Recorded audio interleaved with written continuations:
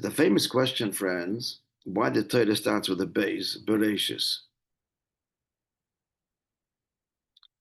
One would think that the Torah should start with the first letter of the Hebrew alphabet, Aleph, particularly since Aleph stands for Elikim. We would expect that the Torah to begin with God created the beginning. That's the logical Elikim bara Bereshis. It doesn't begin that way. It begins Bereshis bara Elikim. The beginning was created by God. Actually, that's not the proper translation. The real translation, without going to detail now, is in the beginning of God's creation, such and such was the state of existence. But at any rate, the question is, why not start with an Aleph? Now, actually, the Talmud relates, to make our question stronger, that King Ptolemy of Egypt, the Syrian, when Egypt was a vassal to Greece, Syria to Greece, the Greek king. So he was the one that had the Torah translated into Greek. It's called the Septuagint or something.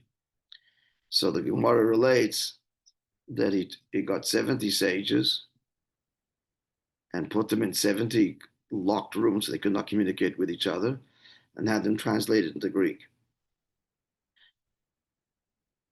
He did that for the obvious reason.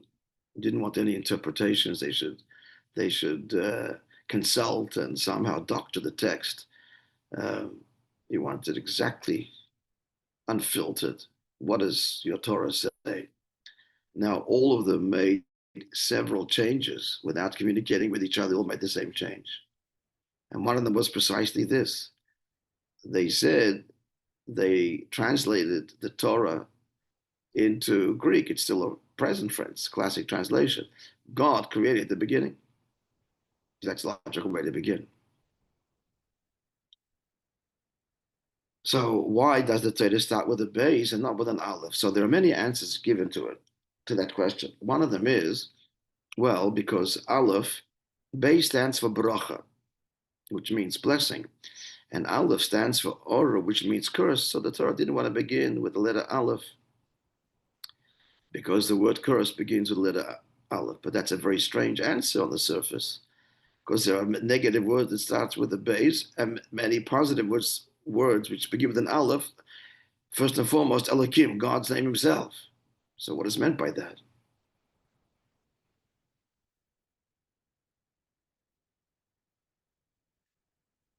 So the answer, as explained in Chassidus, is this. The Torah starts with a base because the Jew has to know. When he opens the Torah and starts to learn it, this is not where it starts, friends. This is number two. There's a number one that precedes it. There's an aleph that precedes it. What do you mean by that? You learn Torah, so if you're just reading the words, what is it?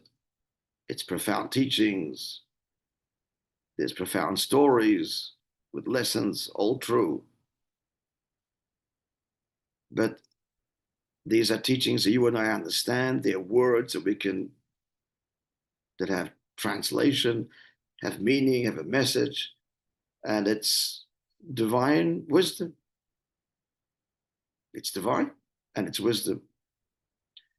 So the Torah starts with the base and says that the wisdom of the Torah, that's number two. That's the second component. There's something which precedes all of this. There's an aleph that precedes it. And that is that this is God himself invested in Torah, beyond wisdom, beyond the profound morality that's contained in teachings and insight and levels of understanding. Beyond all of that is God's very infinite presence. That's what you are connecting to with every word of Torah you say, with every mitzvah you perform. We have to know that. Now, interestingly also, the Talmud, which is an elaboration of the Torah, The first folio, the first page, also starts with the base. It doesn't start page one, it starts page two to convey the same thing.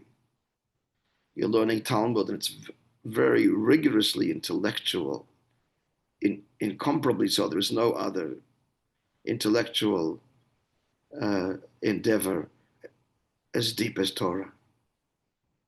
Torah is endless in its intellectual depth, yet all of that is base. The essence of it is that you're connecting to God Himself, and therefore, it makes no difference how deeply you learn or your level of intellectual ability. A child learning the simple words, or a great Talmudist or Kabbalist learning the deep, profound halachic intricacies and or Kabbalistic mysteries contained in Torah, both the child or the simple Jew and the great scholar, when they learn and say these words, they've embraced God equally. That's the Aleph. And that's the bracha. That's the blessing. The word bracha, right, base? The word bracha, we're all familiar with that word. We translate it usually as blessing. I guess that's an accurate translation, but it's it begs the question: we're blessing God, as in barachata. Praise God, I understand, but bless God. God blesses us, surely. What does baruch mean? So we've explained here the word baruch actually means to draw down and reveal, as in the word berech, which is a knee. And that's how you're able to come down, friends, and sit, because you got a knee. So you can bend. A berecha is a waterfall. And lahavrich, same root letters, means to take a vine and plant it, bring it down to the ground. So all to say that the Hebrew letters baruch mean to come bring down. A Jew has to know that when he's learning Torah, he's actively connecting and revealing and bringing down God Himself into these words and into his life and into the world. And everybody does so equally, no matter what level of intellectual understanding we're at. And therefore, the Torah starts with a base. To start with an aleph, to think that this is what is Torah. Torah is a moral, profound, religion. It's a religion. That would be a curse. Be cursing ourselves if we were to view Judaism that way. If we would start with an aleph, if we would think it all begins here, in these words and these ideas and these teachings. That's what it is. That would be the opposite of blessing. We have to know, as we become from Simchas Torah, we're starting our journey in life. And imbuing the world, what are we imbuing the world with? Something higher than the world that precedes creation, that's otherworldly completely. That's what the Torah is, that's what we are, and that's what the world is telling us we are. The world is telling us that we're just not part of it. The land of Israel is just not like any other, and none of the rules that apply to every other state and country apply to you Jews, and they're downright. The way you see us, that's the base, but we're connected to a place that precedes all of this, and it's our mission to bring that to the world. And that's the reason, friends, why when the sages translated the Torah for King Ptolemy, they did start with an aleph, because for the nations of the world, religion starts with religious dogma and values and morality and teachings and words and history and tradition. That's how it's all born and created. That is their reality. They're not connected to where the Jew is. They start with at base. But we don't. We're parachuted into the world. We come from a higher place. Because the neshama, here's the bottom line. Why the distinction, friends? Let's make this clear. The Jew is not a creation of God. The neshama is not a creation. Everything else is God's, angels are God's creation, human beings are God, very lofty, sublime, reflective of the divine creations, all true, but they're creations. But the neshama at its source, not the body, talking about the source of the soul, is not a creation of God. It's verily a part of Him, sent into the world, fundamentally otherworldly. That's what the world is sensing about us. And our mission is to embrace that and reveal that truth to the world.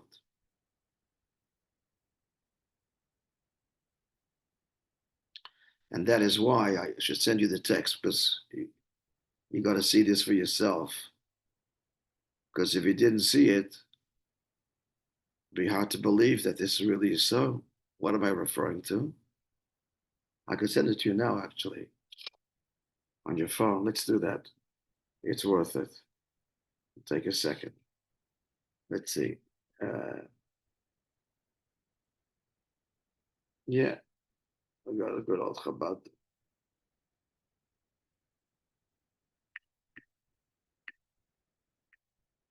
I want you to see this inside with your own eyes.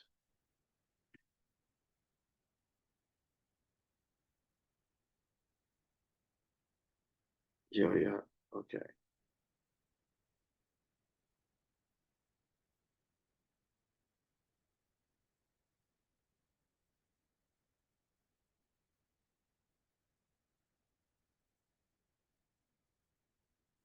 Okay, so I'm going to send it.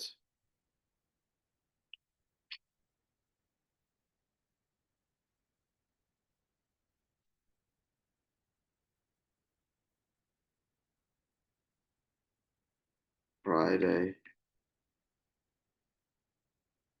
Okay, you should get it on the WhatsApp. But it didn't come out completely, so I'm going to send another picture. So you get the whole thing. Now just look at it for a moment, friends. And then we'll make out the obvious comment. Well, no, we'll read it together. Let's read it together. Okay. Okay. So before you read it together, what do I just send you now? I sent you the first verse of the Torah, which is what we're talking about, and Rashi's commentary. Before you read, listen up. Number one, Rashi's commentary is the most basic commentary of all of the hundreds, if not thousands, of Torah commentators on the Torah. Rashi explains, this is the first comment on the Torah. I'll give you the gist of it. Rashi says, why does the Torah begin with the account of the creation of the world? Why shouldn't it? Well, Rashi says, the Torah is first and foremost God's instruction manual as to how to live. The word Torah means instruction, as in Mora, parent, and Mora, teacher, Hora, parent. Parent is a verb, to parent. So, yes, Torah should tell us about creation. That can come later. The first thing a Jew opens the Torah is like, what do I do? That should be the first thing, an instruction. So why doesn't it begin with the first mitzvah? And Rashi's answer, quoting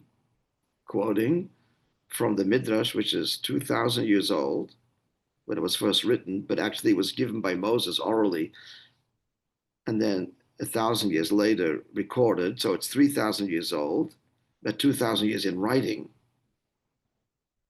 Rashi's answer is there is an instruction. There's an instruction in the first verse. What's the instruction? If the nations of the world will say the Jews are colonizers and stole Israel, you're instructed here to give the answer. God is the creator of heaven and earth, and he gave Israel to the Jews. Now you just read now the text. I just summarized the text. He gives this detail. Wanted to start with the first mitzvah, which is the mitzvah of the Jewish calendar. The Nisan be the first month. It should start with the first mitzvah, first instruction, how to live as a Jew. Rashi's answer is it is an instruction. God is relating his works to his people so that we have the answer to the charge of the nations of the world that we are colonizers.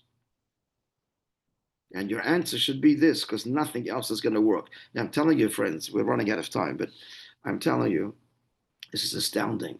The nations of the world never accused us of being colonizers till 1948. We've been around for thousands of years. Israel and this is colonizers stole it. Never. Not when we had Israel under King Solomon and the kings before and after. It's only now. The Torah's opening verse, Rashi says, our sages say, is to answer a charge that will come when? Now, at the end of exile, before Mashiach comes. And the nations of the world will say, you stole the land. And please know, God is begging us in this verse here. All your answers of historical, indigenous, we conquered it, UN, no one gives a hoot. It will not fly, it will not stick, because that's a lie. That's not why Israel is Israel. It's because I gave it to you. It's the only answer the world will respect. And the Torah begins its opening verse with that message and instruction for us to use when the time will come, and the time is now. Never happened before in history.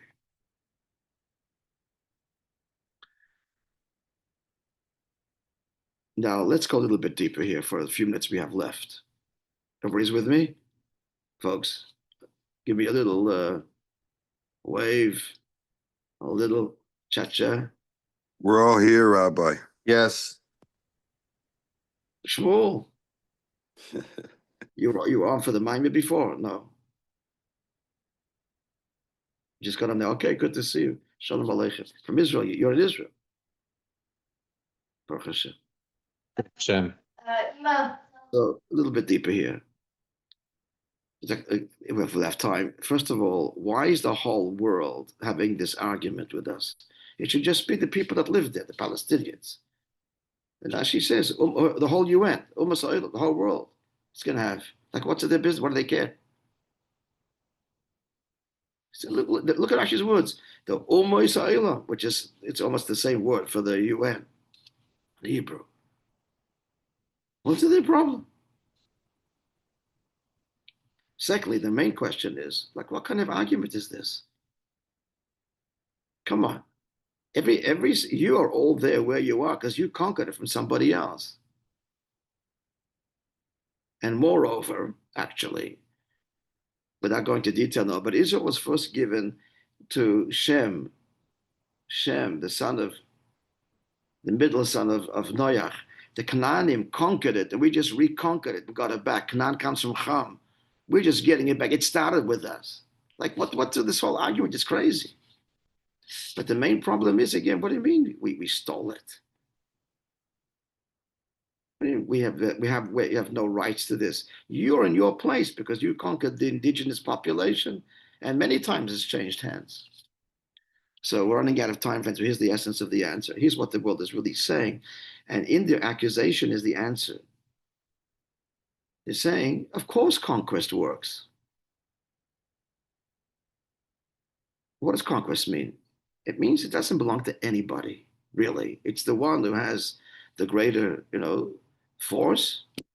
He's the owner of the land anywhere in the world. And it changes, it evolves. The laws of war and conquest are international law, always has been. It's international law, you conquest,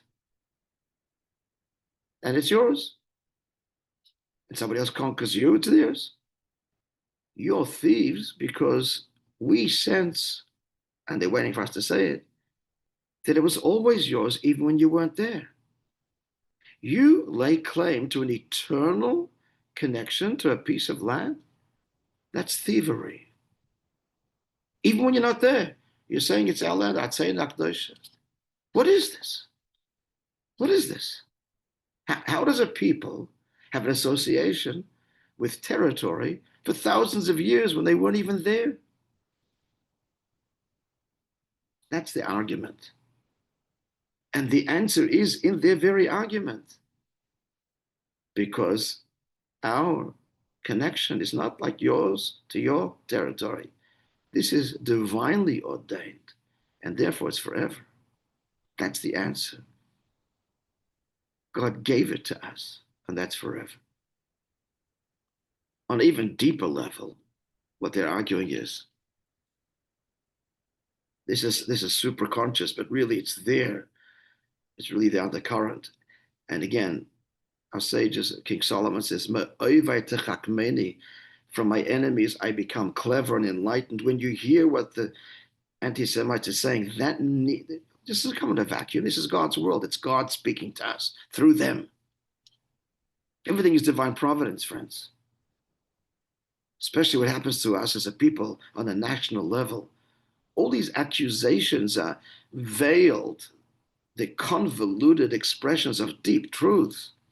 When Hitler in Yamach Shemai said that Jews are not part of, they're a cancer, they're not part of humanity, they're retarded, he's right, we're not. When the Shama sent down to the world, he was the first to expose it in the rawest way, on the eve of redemption in the most tragic and painful way. Just to elaborate, I was actually very upset when I went to the March of the Living in Auschwitz when they made these speeches there. They were painting the same paintbrush what happened in Auschwitz with the racism and so what the American Negro. I'm very, very sorry. It's not the same. This isn't racism. Hitler said Negroes are inferior, but they're people.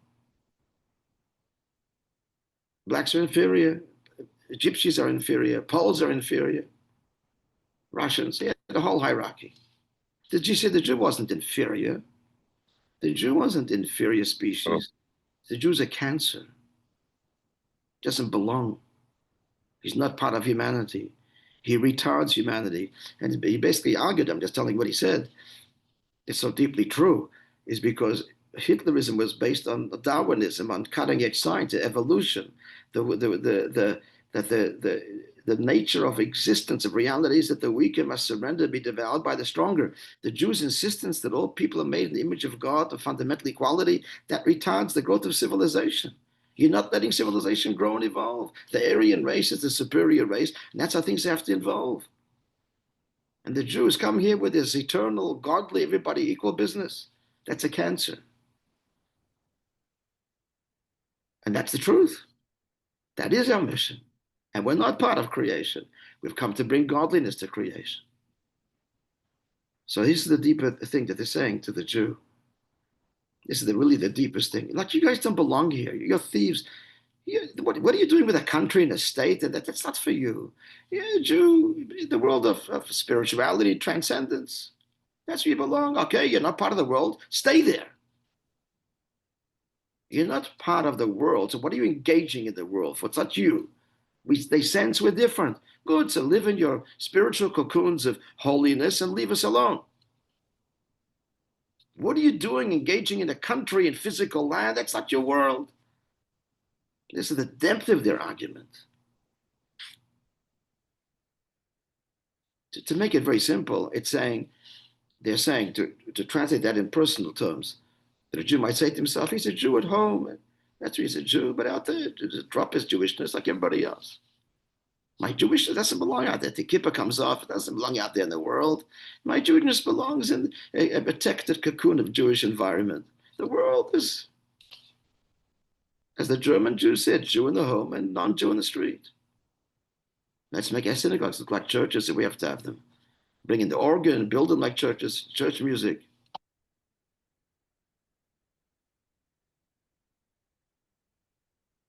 Moisur is actually the Moisur comes from Germany. Moisur, yeah, it's actually it's imitation of church music. But good, we've elevated it. It's a good thing now. Now it's part of Kedusha. You see, it's not just not Jewish at all. Lutheran, German, whatever. So that's what they're saying. What's our answer?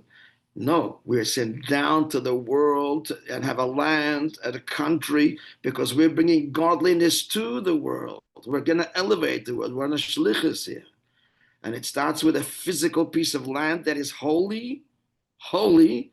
And the mission is the whole world's going to be holy. The whole world is going to be the home for God. Because that's God's design. That's why it starts with a base. Deeper meaning why it starts base, Bereshis. Base means bias home. The whole purpose of creation is bias, that we make the world a home for God, the physical world. And it starts with this physical piece of land here. There's not just a physical piece of land, but it becomes an abode for God, for the Shekhinah. And the mission, the whole world becomes the abode for the Shekhinah. That's why the Torah starts with a base, not with an aleph.